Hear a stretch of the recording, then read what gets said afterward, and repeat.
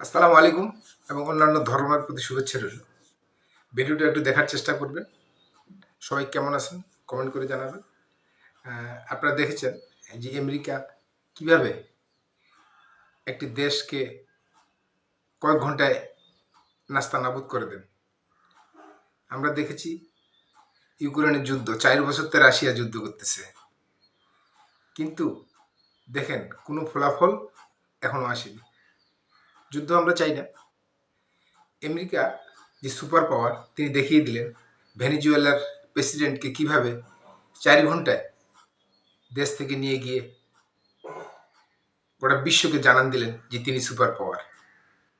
আসলে কষ্ট যত লাগুক, সুপার পাওয়ারে তিনি সব কিছু পারেন। তিনি যে কোনো দেশের ক্ষমতা ইচ্ছা করলে 1 ঘন্টাও পারেন, 1 দিনও পারেন, 1 বছরও লাগতে পারে। তিনি চেষ্টা করলে পারেন, কিন্তু আল্লাহ তাআলা হয়তো ছাড় দেন, দুনিয়াতে ছেড়ে দেন না।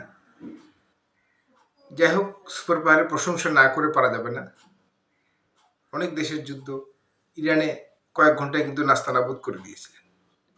কিন্তু ইরান শক্তিশালী, কিন্তু ক্ষতি তো হয়েছে মুসলমান দেশের। তিনার যে শক্তি